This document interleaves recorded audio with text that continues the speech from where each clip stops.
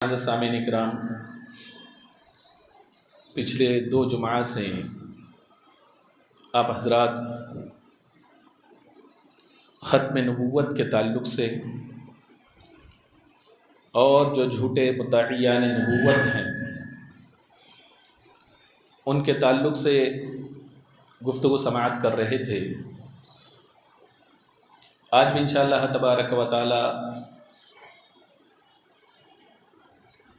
اسی کی آخری کڑی کو آپ کے سامنے رکھنے کی کوشش کروں گا، اس لیے کہ یہ مدعیان نبوت جو کذاب ہیں، سرکار نے جو فیمس ہوں گے اس کے 30 کی سرکار نے خبر دی ہے کہ 30 دجال کذاب ہوں گے، بعض روایت میں 27 بھی ہیں۔ اور جو چھوٹے چھوٹے جو گندی نالی کے کیڑے ہیں جنہوں نے نبوت کا دعویٰ کیا وہ تو حساب سے باہر ہیں۔ فیمس جو ہیں وہ تقریباً 30 وہ گزر چکے۔ تو ان کی جو ہے ایک لمبی فہرست ہے جو خاص تھے حضور اکرم صلی اللہ علیہ وسلم کے آخری ظاہری وصال کے قریب اور صحابہ کے زمانے میں، ان میں سے چند کے تعلق سے جو طاقت و قوت کے بھی مالک تھے اور وہ کیسے انجام کو پہنچے آپ نے سنا۔ تو ایک ایک کر کے سب کا بیان نہیں ہو سکتا، اس لیے میں نے مناسب یہ سمجھا کہ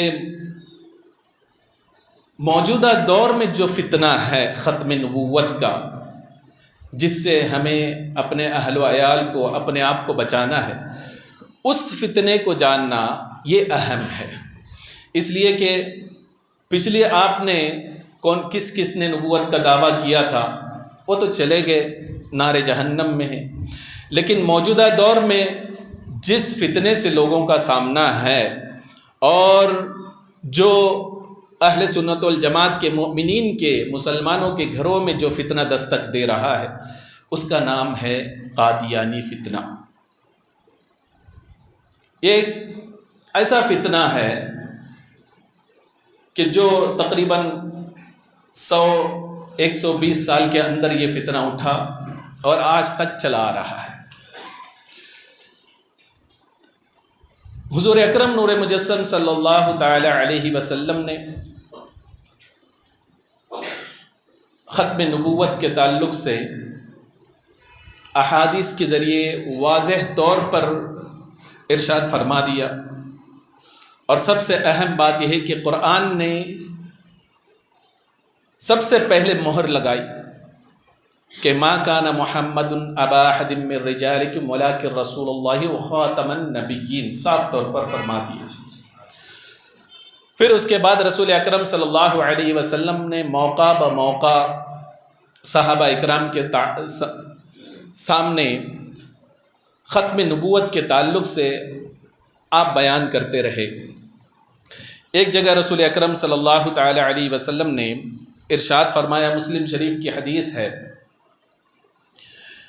کہ میں محمد ہوں اور احمد ہوں اور میں ماہی ہوں، یعنی سرکار اپنی تعریف ثنا خود بیان فرما رہے ہیں۔ میں محمد ہوں، احمد ہوں اور میں ماہی ہوں۔ پھر سرکار دو عالم صلی اللہ علیہ وسلم ماہی کیا ہے آپ نے اس کی تشریح فرمائی، یعنی وہ شخص جس کے ذریعے اللہ تعالیٰ کفر کو مٹائے۔ پھر سرکار دو عالم صلی اللہ علیہ وسلم نے فرمایا میں حاشر ہوں۔ پھر اس کی تشریح سرکار نے فرمایا وہ ذات جس کے جھنڈے تلے قیامت میں لوگ جمع ہوں گے۔ پھر سرکار دو عالم صلی اللہ تعالی علیہ وسلم نے ارشاد فرمایا کہ میں عاقب ہوں، اور پھر اس کی بھی سرکار دو عالم صلی اللہ تعالی علیہ وسلم نے تشریح فرما دی۔ اور دوسری روایت میں یہ ہے کہ سرکار سے پوچھا گیا یا رسول اللہ صلی اللہ تعالی علیہ وسلم مل عاقب، یعنی آپ اپنے آپ کو عاقب فرما رہے ہیں، عاقب کیا ہے؟ تو سرکار دو عالم صلی اللہ تعالی علیہ وسلم نے ارشاد فرمایا کہ عاقب کا معنی یہ ہے کہ لیس بعدہ نبی، کہ عاقب وہ ہوتا ہے کہ جس کے بعد کوئی نبی نہ ہو۔ یعنی خاتم النبیین سرکار دو عالم صلی اللہ تعالی علیہ وسلم نے خود ارشاد فرما دیا۔ حضرت وہب بن منبہ رضی اللہ تعالی عنہ کنز العمال کی حدیث ہے، ارشاد فرماتے ہیں کہ جو نبی اس دنیا میں آیا اللہ تبارک و تعالی نے مبعوث فرمایا، اور ہر نبی کے پیٹھ پر یعنی رائٹ سائڈ شولڈر پر مہر نبوت کو اللہ تبارک و تعالی نے لگا دیا، تاکہ پتہ چلے کہ یہ نبی ہے، ہم نے جس کو چوز کیا ہے اس میں ہم نے مہر بھی ثبت کیا ہے۔ تو حضرت وہب بن منبہ رضی اللہ تعالیٰ عنہ فرماتے ہیں کہ ہر نبی کے دائیں ہاتھ کے پاس جو ہے مہر نبوت تھی، اور حضور اکرم صلی اللہ تعالیٰ علیہ وسلم کے دونوں کندھوں کے درمیان مہر نبوت تھی۔ تو سرکار دو عالم صلی اللہ علیہ وسلم سے پوچھا گیا کیا وجہ ہے کہ ہر نبی کے دائیں ہاتھ کے پاس جو ہے مہر نبوت ہے، لیکن جو ہے آپ کے دونوں کندھوں کے درمیان ہے، وجہ کیا ہے؟ تو سرکار دو عالم صلی اللہ علیہ وسلم نے برجستہ ارشاد فرمایا، اس لیے کہ میں خاتم النبیین ہوں، میرے بعد کوئی نبی نہیں ہوگا۔ تو آپ نے ہر طریقے سے صحابہ اکرام رضوان اللہ تعالی علیہم اجمعین کو بتا دیا، ختم نبوت کی نشانیاں بتا دی کہ عاقب ہوں، مطلب یہ ہے کہ آخری نبی ہوں، میرے دونوں کندھوں کے درمیان جو ہے ختم نبوت کی نشانی ہے، واضح طور پر علامت ہے، اور بیچ میں ہونے کی علامت یہی ہے کہ میں آخری نبی ہوں۔ الغرض بے شمار 200 سے زائد حدیث سے یہ بات ثابت ہوتی ہے۔ لیکن حیرت ہوگی، یہ اتنا اہم مسئلہ ہے، اللہ تبارک و تعالی اس بات کو جانتا تھا کہ میرے حبیب آئے گا، اپنی نبوت کا اعلان کرے گا، لیکن اس کے بعد ظاہری وصال کے بعد بہت سارے گندی نالی کے کیڑے ایسے نکلیں گے جو نبوت کا دعویٰ کریں گے، کذاب ہوں گے، اور میرے حبیب کے ذریعے کہ لوگ جانیں گے بھی کہ وہ کون ہیں۔ تو سرکار دو عالم صلی اللہ علیہ وسلم کے رب ذوالجلال نے اس دنیا میں انسان کو پیدا کرنے سے پہلے ہی ختم نبوت کا ڈنکا بجا دیا، کہ اعلان کر دیا۔ وہ اس طریقے سے کہ حضور اکرم صلی اللہ تعالی علیہ وسلم ارشاد فرماتے ہیں، مشکات شریف کی حدیث ہے کہ اللہ تبارک و تعالیٰ نے آدم علیہ السلام کی تخلیق فرمائی، یعنی تخلیق کے مراحل میں آدم علیہ السلام تھے۔ سرکار فرماتے ہیں کہ اس وقت جب آدم علیہ السلام گارے میں تھے، یعنی روح ابھی اس میں ڈالی نہیں گئی تھی، تو آپ فرماتے ہیں اس وقت میں خاتم النبیین لکھا جا چکا، یعنی انسان کا وجود دنیا میں نہیں اور انسان کا وجود کہیں بھی نہیں، تب بھی ختم نبوت کا ڈنکا بج رہا ہے۔ سرکار فرماتے ہیں آدمیت ہی نہیں، اس وقت بھی سرکار فرماتے ہیں کہ میں خاتم النبیین لکھا جا چکا۔ آپ سوچیں، تب سے یہ اہتمام ہو رہا ہے۔ پھر اس کے بعد سب سے پہلے آدمی حضرت آدم علیہ السلام اس دنیا میں تشریف لائے، انسان کوئی موجود نہیں، صرف جو ہے آدم علیہ السلام، اور دوسری طرف جدہ میں حضرت حوا ہے۔ آدم علیہ السلام اس دنیا میں تشریف لائے، کنز العمال کی حدیث ہے، آپ جو کہ یہ حالات ماحول کو آپ نے دیکھا، آپ کے اندر وحشت پیدا ہوئی اور آپ تھوڑا سا گھبرانے لگے، تو حضرت جبریل امین علیہ السلام اس ماحول کو دیکھا آپ نے، تو جبریل امین علیہ السلام حاضر آئے اور آپ کی اس گھبراہٹ کو دور کرنے کے لیے آپ نے اذان دینا شروع کیا کہ اشہد ان لا الہ الا اللہ، اللہ اکبر 2 مرتبہ کہا، اشہد ان لا الہ الا اللہ 2 مرتبہ کہا۔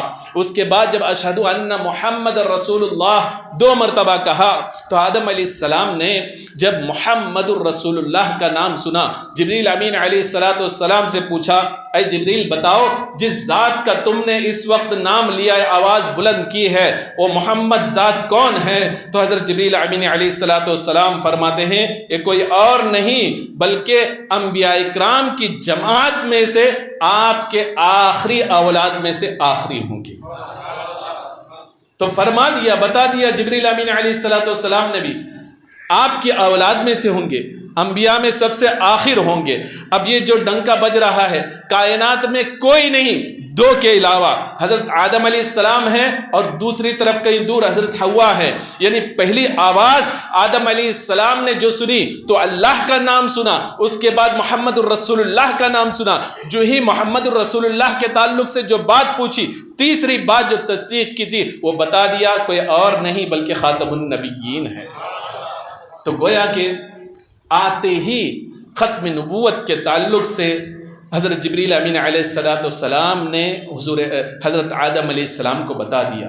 اب دنیا میں رسول اکرم صلی اللہ علیہ وسلم نے بے شمار احادیث کے ذریعے صحابہ کو بتا دیا, لیکن جب دنیا سے جائیں گے اس وقت کیفیت کیا ہوگی؟ حدیث شریف میں آتا ہے کہ حضور اکرم صلی اللہ علیہ وسلم ارشاد فرماتے ہیں قیامت کا منظر ہوگا, بخاری شریف کی حدیث ہے کہ ہر کوئی جب پریشان ہوگا, یہ حدیث سب سنتے ہیں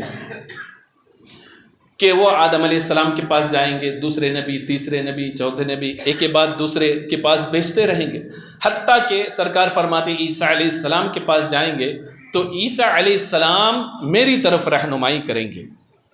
میرے پاس آئیں گے تو میں کیا کہوں گا؟ انا لہا انا لہا.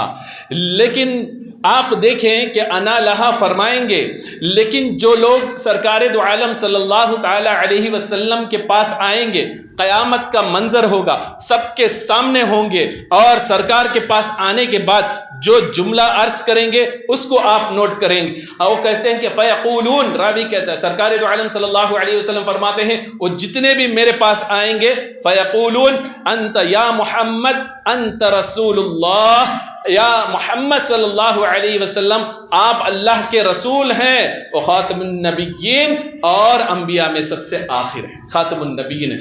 گویا کہ قیامت کے دن بھی جو ہے امت جو ہے ڈنکا کسی اور چیز کی نہیں, سب سے پہلے کہے گی انت رسول اللہ, اور پھر اس کے بعد دوسرا جملہ جو ہوگا شفاعت کے لیے عرض کریں گے تو یہی کہہ کے عرض کریں گے کہ آپ خاتم النبیین ہیں. تو بات کیا سمجھ میں آئی؟ دنیا میں آنے سے پہلے بھی انسان کے ختم نبوت کا تاجدار ختم نبوت کا ڈنکا بج رہا ہے, اور جب پہلے انسان آئے تب بھی جبریل امین علیہ السلام نے ختم نبوت کا ڈنکا بجا کے بتا دیا. اور پھر جب آخرت میں لوگ جائیں گے سب کے سب, اور وہاں جانے کے بعد بھی مسلمانوں کی زبان سے جو سرکار سے جو ہے شفاعت کے لیے عرض کریں گے ان کی زبان پر بھی ختم نبوت ہوگا. اب قربان جائیں جو دنیا میں رہ کر رسول اکرم صلی اللہ علیہ وسلم کے تاجدار ختم نبوت کا نعرہ لگاتے رہے اور یہ عقیدہ رکھتے رہے کہ رسول اکرم صلی اللہ علیہ وسلم آخری نبی ہے, اور یہی کہتے رہے, اپنے گھر والوں کو بچوں کو سکھاتے رہے, زبان کے ان کے یہی الفاظ جاری تھی, تو یقیناً مرنے کے بعد قیامت میں بھی اٹھیں گے یہی کہہ کے اٹھیں گے آپ خاتم النبیین ہیں. لیکن جنہوں نے ختم نبوت کا دنیا میں انکار کیا تو اب آپ خود سوچیں کہ کون سا منہ لے کے وہ اٹھیں گے. یہی کافر ہو کر مرے اور دنیا میں بھی رسوائی آخرت میں بھی رسوائی. لہذا آپ اگر یہ چاہتے ہو کہ سرکار دو عالم صلی اللہ علیہ وسلم کی شفاعت آپ کو نصیب ہو, ختم نبوت تاجدار ختم نبوت کے تعلق سے ان کا ڈنکا بجانا اور ان کا تذکرہ کرنا یہی شروع کرو, اور اپنے بچوں کو بھی بتاؤ تاکہ یہ چیز زبان زد ہو جائے, بچہ یہ جان جائے کہ رسول اکرم صلی اللہ علیہ وسلم خاتم النبیین ہے, اور اس کا معنی یہی ہے کہ آخری نبی ہیں, اس کے بعد کوئی نبی نہیں ہوں گے. اب اس تمہید کے بعد جو موجودہ دور کا جو فتنہ ہے 100 سال سے تقریباً چلتا آ رہا ہے, جو مسلمانوں کے گھروں میں جو فتنہ دستک دے رہا ہے وہ فتنہ ہے قادیانی فتنہ. اس کا بانی غلام احمد قادیانی. غلام قادیانی آپ سمجھے, یہ شخص ایک عام گھر میں پیدا ہوا اور تقریباً ایک آنکھ جو ہے اس میں کانا پن بھی تھی اس کے, لیکن شاطر ذہن تھا, کسی ایک فن میں بھی ماہر نہیں ہو سکا. تھوڑے دن مدرسہ پڑھا, منشی کا کام کیا, کورٹ کچہری کا کام کیا, کرتے کرتے کہیں اس کی نہیں بنی. کچھ ایگزامس بھی دیے جس میں فیل ہو گیا, منشی کا کام نہیں ملا. تو آخر کار اس نے دیکھا کہ اطراف و اکناف میں نام کمانے کا ذریعہ کیا ہے. کچھ وقت ایسے پیرانے نظام تھے جن میں مریدین ان کے کثرت کے ساتھ تھے، مریدین انہیں چاہتے تھے، انہیں دیکھنے کے بعد اس کے ذہن میں خیال پیدا ہوا کہ اب جو ہے ایگزام دینا بھی بیکار ہے اور کوئی کام کرنا بھی بیکار ہے، ایک مشغلہ ہے، وہ یہ ہے کہ وہ تو پیران اعظم اپنا کام کر رہے ہیں، میں ایسا کام کروں گا جس سے لوگوں کو بیوقوف بنایا جا سکے۔ لہذا اس نے لاہور آ کر کچھ کتابوں کا مطالعہ کرنا شروع کیا کہ شہرت کیسے حاصل کی جائے، اس کے لیے چند اس نے کتابیں مطالعہ کیا۔ مطالعہ کرنے کے بعد اب جو ہے سب سے پہلے اسے نام جو کمانا تھا، اس طریقے سے شروع کیا اس نے کہ غیروں کو، ہندوؤں کو مناظرے کا چیلنج کرنا شروع کیا، عیسائی پادریوں کو جو ہے اس نے چیلنج کرنا شروع کیا، اور جہاں ہندو پنڈت ہوتے وہاں خود جاتا لوگوں کو لے کر اور ان سے الگ الگ طریقے سے بات کرتا۔ جب لوگوں نے دیکھا کہ یہ غیر سے جو ہے مناظرہ کر رہا ہے اور انہیں جو ہے اسلام کی طرف دعوت دے رہا ہے، رفتہ رفتہ لوگ اس کے پاس جمع ہونے لگے اور اس کی شہرت ہونے لگی، یہاں تک کہ اگر ان کا کوئی معد مقابل کا کوئی مضبوط اسے مناظرے کی دعوت دیتا تو یہ دیکھتا کہ میری گال جو ہے میں اس کے سامنے چل نہیں سکتا، تو اس کے سامنے ایسے شرائط رول ریگولیشن رکھتا کہ وہ سامنے آ ہی نہیں پاتا۔ اس طریقے سے اس کی شہرت ہوئی۔ اس کے بعد اس نے اعلان کیا کہ میں ایک کتاب لکھوں گا تو تقریباً 4000 سے زائد صفحات پر مشتمل ہوں گے، براہین احمدیہ اس کا نام ہوگا، اگر اس کو بندہ کوئی پڑھ لے گا غیر تو اسلام کے دامن میں آ جائے گا۔ لوگوں نے سپورٹ کرنا شروع کیا، حتیٰ کہ اس کے مناظرے اور چیلنج اور پمفلٹ کو دیکھ کر لوگوں نے خود آ کے کہنے لگے کہ آپ اپنا جو ہے مرید بنا لیجئے، اور آپ جو ہے مجدد ہیں، آپ مصلح قوم ہیں، ہمارے امام ہیں۔ ایک طریقے سے اس کے ذہن میں بات آنے لگی، جو میں چاہ رہا تھا وہ ہونے لگا ہے۔ لہذا رفتہ رفتہ جب اس کے جو ہے یہ بڑھنے لگے، لوگ اس کی تعداد بڑھنے لگی ماننے والوں کی، اب اس نے بہت سارے دعویٰ کیے، جو علماء نے اس کی کتاب سے نکال کر جو دعوے اس کے جمع کیے وہ 80 سے زائد ہیں۔ یعنی اپنے آپ کو امام بھی کہا، اپنے آپ کو مجدد بھی کہا، اپنے آپ کو محدث بھی کہا، قاضی بھی کہا، اور کیا کیا کہتا رہا، اور سب سے پہلے لوگوں سے کہا کہ میں مہدی ہوں۔ یعنی بڑھتے بڑھتے اس کی گمراہیت کی ترقی ہوتی رہی، کہا کہ میں امام مہدی ہوں، جو آنے والے تھے مجھے ہی مہدی مان لو اور میں ہی مہدی ہوں۔ پھر اس کے بعد میں گمراہیت کی اور ترقی ہوئی، تو اس نے کہا اب مہدی سے ترقی ہو چکی ہے، اب میں عیسیٰ ہوں، مسیح موعود ہوں، لہذا میں جو آنے والے ہیں وہ میں ہی ہوں۔ پہلے اس نے یہ دعویٰ کیا، پھر اس کے بعد میں بڑھتے بڑھتے اس نے کہا کہ اب میں خود نبی ہوں، نعوذ باللہ من ذالک، دعویٰ کر دیا۔ اب دعویٰ کر دیا، اس نے جو ہے براہین احمدیہ کتاب بھی لکھ دیا، اور لوگوں سے پیسے بھی بہت سارے اکٹھے کیے اور اس کو بانٹنا شروع کیا۔ اور جب اس کو غیر نے پڑھا تو اس میں ایسی ایسی باتیں تھیں، خود اس کے کفریات کلمات بے شمار تھے اس میں، تو لوگ تو اس کو خریدنے لگے، اسلام کی خدمت لوگوں نے سمجھا۔ لیکن کچھ علماء نے جب اس کتاب کا مطالعہ کیا حقیقت کیا ہے تو آشکارا ہوا کہ اس میں تو خود اس نے بہت ساری کفریات بکے ہیں، لہذا انہوں نے کفر کا فتویٰ اس پر لگا دیا، اور حرمین طیبین سے اس کے کفر کے فتوے منگائے۔ جب کفر کا فتویٰ منگا دیا، اب اس نے پینترا بدلا، نبی ہونے کا تو دعویٰ کیا۔ لوگوں نے پوچھا نبی تو خاتم النبیین ہے، تم کیسے نبی کیسے ہو سکتے ہو؟ تو کہنے لگا کہ وہ نبی نہیں جو تم سمجھتے ہو، میں نبی ہوں، امتی نبی ہوں، نعوذ باللہ من ذالک۔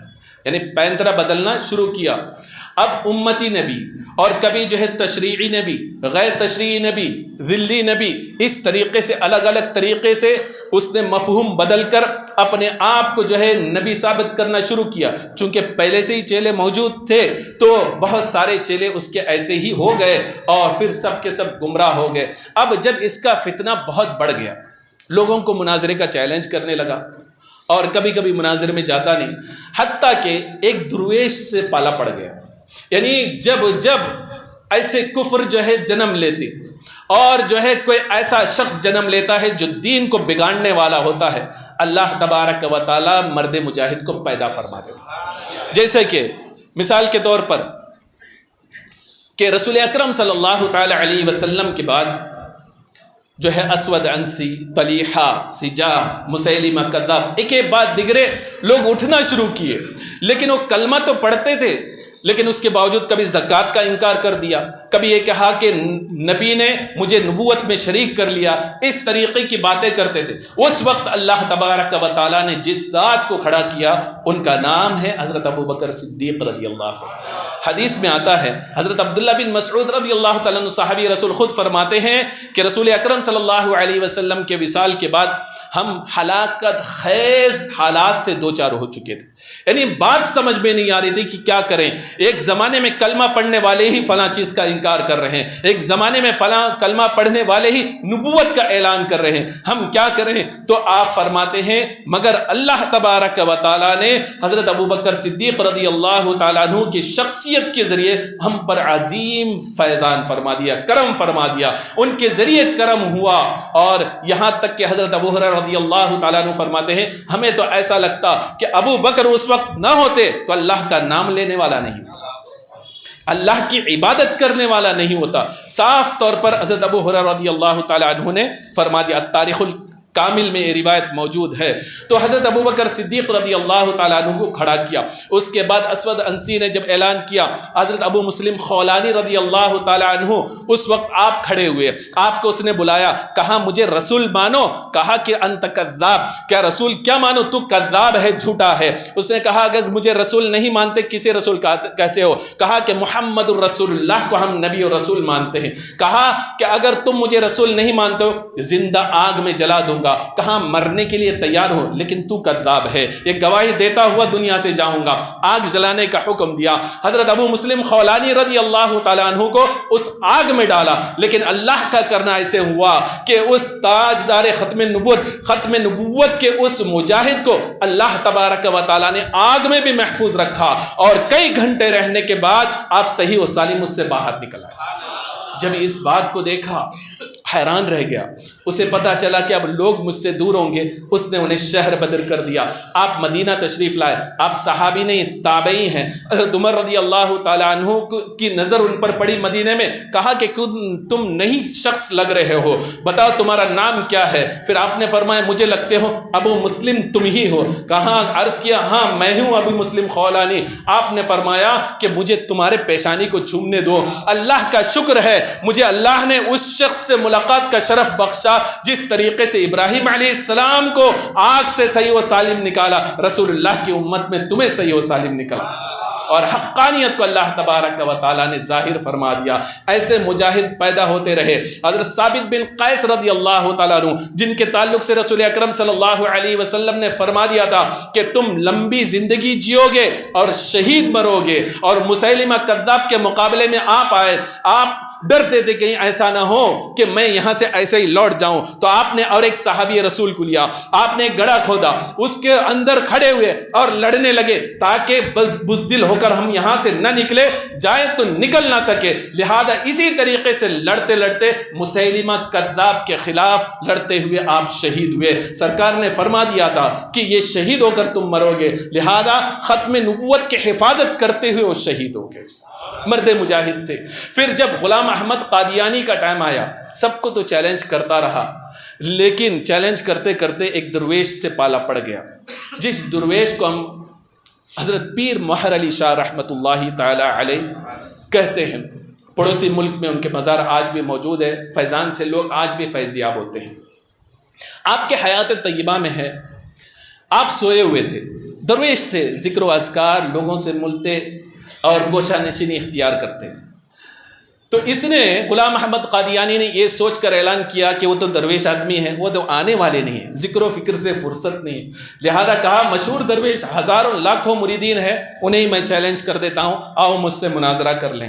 ادھر آپ سوئے ہوئے تھے، آپ کے حیات طیبہ میں ہے کہ سرکار دو عالم صلی اللہ علیہ وسلم خواب میں تشریف لائے اور فرمایا اے مہر علی تم سوئے ہوئے ہو، جبکہ ایک کذاب میرے حدیث کی غلط تحریف غلط تعویل کر کے اس میں تحریف کر کے اس کو چاک چاک کر رہا ہے اور تم آرام کر رہے ہو، یہ کہنا تھا سننا تھا۔ اچانک بیدار ہوئے، کھڑے ہوئے، اس کے بعد آپ کو پتا چلا کہ مرزا قادیانی اعلان کر چکا ہے، آپ نے بھی اس کو جواب دیا کہ میں فلاں تاریخ کو تجھ سے مناظرہ کرنے کے لیے تیار ہوں۔ لہذا لاہور کی جامع مسجد میں یہ طے ہوا کہ علماء مشائخ کے ساتھ فلاں تاریخ کو آپ وہاں سے مناظرہ کریں گے۔ اس نے بھی کہا غلام غلام قادیانی نے، میں بھی آنے کے لیے تیار ہوں۔ لہذا وہ دن آیا، آپ علماء مشائخ کے ساتھ وہاں پہنچے تو لوگ کہتے ہیں کہ ہم حیرت زدہ تھے۔ غلام قادیانی تو موجود نہیں تھا، لیکن ہم جگہ جگہ پوسٹر دیکھ رہے تھے کہ پیر محلہ علی فرار ہو گیا، نعوذ باللہ من ذالک۔ یعنی قادیانی نے یہ چال چلی، پہلے ہی جو ہے اس طریقے سے پروپیگنڈا کر کے ہم اپنی جان بچا لیں۔ اس نے یہ سوچا تھا کہ یہ تو پیر ہے، یہ جو ہے اپنے حجرے سے نکلنے والے نہیں، لیکن بڑے آب و تاب سے آپ وہاں پہنچ گئے اور وہ آیا ہی نہیں۔ اس کے بعد آپ نے وہاں جو ہے ایک پرمغز تقریر فرمائی اور فتح جشن منایا، اور جب جانے لگے ایک قادیانی ایک وفد آپ کے پاس پہنچا، کہا کہ نعوذ باللہ من ذالک ہمارے نبی اس لیے نہیں آئے کہ انہیں جان کا خطرہ تھا، آپ کے ماننے والے مریدین بہت زیادہ ہیں، لہذا جان کا خطرہ تھا اس لیے نہیں آئے۔ لیکن ان کا کہنا یہ ہے کہ ہم جو ہے مباہلہ کر لیتے ہیں۔ آپ نے فرمایا بتاؤ کیا کرنا ہے؟ کہا کہ ایک اندھا مادرزاد اور ایک لولا لنگڑا اپاہج شخص، دونوں شخص کو جو ٹھیک کرے گا وہ حق میں مان لیا جائے گا۔ قربان جائیے جس کے سر پر جو ہے رسول اکرم صلی اللہ علیہ وسلم کا سایہ ہو، ان کا جواب سنیے۔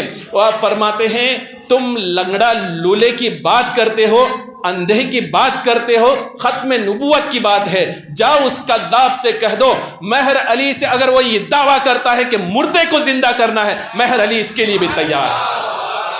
آپ نے اعلان کر دیا تو لوگ حیران رہ گئے کہ مادرزاد اندھا تو دور کی بات، یہ تو بہت بڑا اعلان کر دیے کہ جو ہے مردے کو بھی جلانے کی بات کر رہے، ختم نبوت کی بات ہے تو یہ کرنے کے لیے بھی تیار ہوں۔ جب اس نے سنا دعویٰ تو بہت بڑا کر انہوں نے کر دیا، اب اس نے پینترا بدلا، بدلنے کے بعد اس نے کہا، اسے اپنے عربی پر غرور تھا کہ مجھے عربی آتی ہے، اس لیے وہ اپنے شیطان نما وحی کو جو ہے اس طریقے سے عربی کے ڈھانچے میں، انگلش کے ڈھانچے میں، ڈچ میں اس طریقے سے ڈالا کرتا تھا۔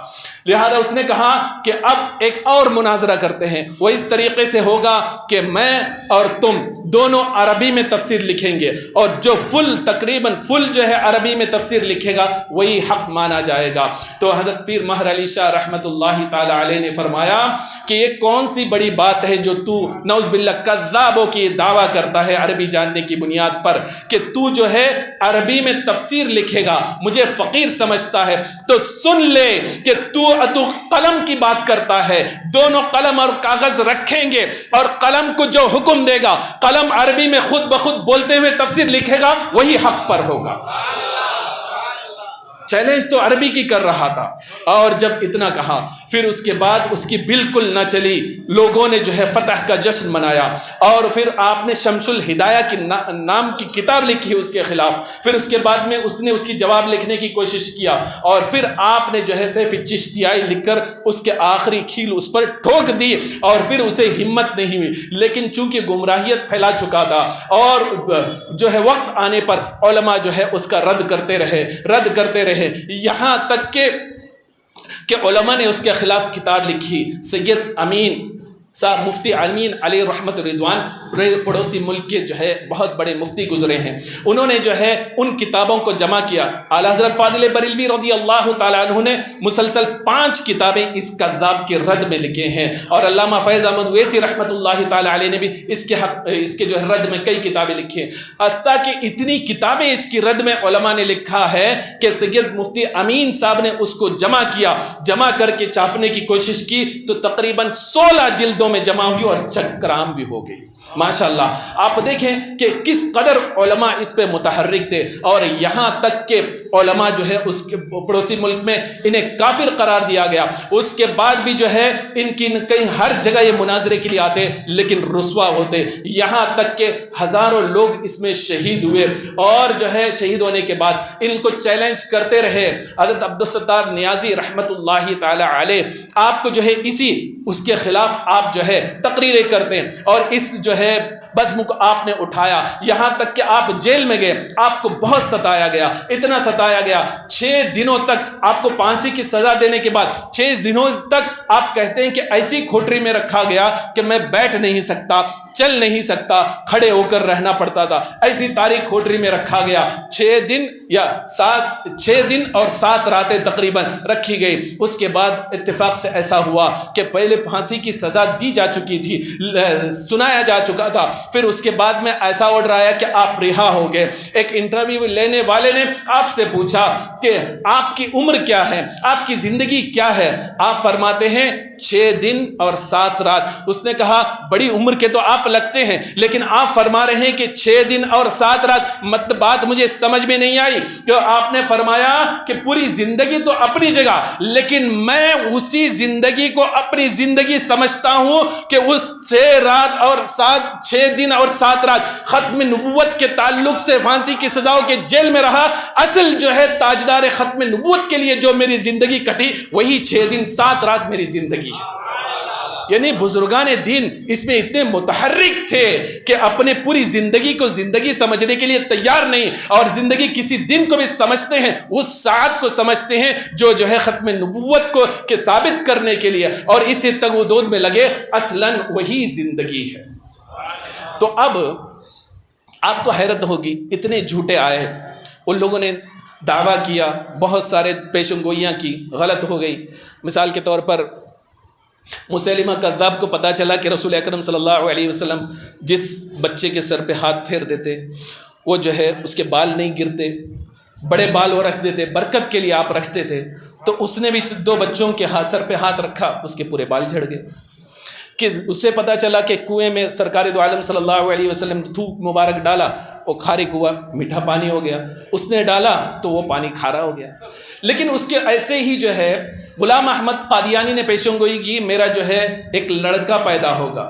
اس نے انموائل ایسے کچھ الگ عجیب نام رکھا, پیشن گوئی کی, لیکن اتفاق سے اس کے یہاں لڑکی پیدا ہو گئی. دوسری مرتبہ اس کی بیوی حاملہ ہوئی, اعلان کیا کہ اب پیدا ہوگا, اس میں تعویل کر کے, لیکن پیدا تو لڑکا ہوا لیکن وہ جی نہیں سکا, 1.5 سال میں وہ بھی مر گیا. ایسے ہی اس نے کہا کہ میری موت مکے اور مدینے میں آئے گی. تو پیر مہر علی شاہ رحمۃ اللہ تعالی علیہ نے فرمایا خدا کی قسم مکہ مدینہ پہنچ ہی نہیں پائے گا. ہوا یہی, یہ لاہور میں بری موت مرا لیکن مکہ مدینہ نہ پہنچ سکا. لیکن اس کے باوجود بھی آج ہزاروں اس کے ماننے والے ہیں, اور ان کا سینٹر جو ہے لندن میں بنا ہوا ہے. لہذا آپ ان سے بچیں کہ جو بھی آپ سے آئے اور یہ کہے کہ چلو ہم آپ سے مناظرہ کر لیتے ہیں, آپ کے مولویوں سے مناظرہ کر لیتے ہیں, تو آپ صاف طور پر یہ کہیں مناظرہ تو ہمارے علماء کر چکے ہیں. اگر تو یہ کہتا ہے کہ نبی کے بعد, ہمارے نبی کے بعد کوئی نبی ہے, مناظرے کی کوئی بات ہی نہیں. ہمارا یہ ایمان ہے کہ حضور اکرم صلی اللہ علیہ وسلم آخری نبی ہیں, اس کے بعد ہمارے کانوں میں انگلیاں, بس تبھی آپ کے ایمان محفوظ ہو سکتے ہیں. ورنہ تھوڑی دیر کے لیے بھی ان کی مجلس میں بیٹھو. حضرت عدی بن مسافر رضی اللہ تعالی عنہ فرماتے ہیں, جو غوث پاک کے خلیفہ ہیں, بہجت الاسرار میں ان کا تذکرہ ہے. آپ فرماتے ہیں جو ادنا سی بدعاتیوں کے مجلس میں تھوڑی دیر کے لیے بیٹھا, ایک زمانہ آئے گا اس کا وہ رنگ دیکھے گا, یعنی اس کے عقیدے میں تبدیلی آئے گی. یہاں تو پورا کافر ہی ہم جس کو مان رہے ہیں, ان کی مجلس میں جائیں گے تو ہماری ایمان کی خیر کیا ہوگی. اللہ بچائے, اللہ اس کی حفاظت فرمائے. اب یہ جو دعویٰ کیسے کرتے ہیں, تقریر بہت لمبی ہو جائے گی, مجھے اسی جمعہ کو یہ ختم کرنا ہے. بل انبئکم علی من تنزل الشیاطین تنزل علی کل افاک اثیم یلقون السمع واکثرهم الکاذب واکثرهم کاذبون. یعنی اللہ نے بتا دیا ایسے لوگ جو جھوٹے دعویٰ کرتے ہیں, اے حبیب ہم تمہیں بتاتے ہیں کہ کیا ہے یہ شیطان جو ہے بعض لوگوں میں وحی کرتا ہے.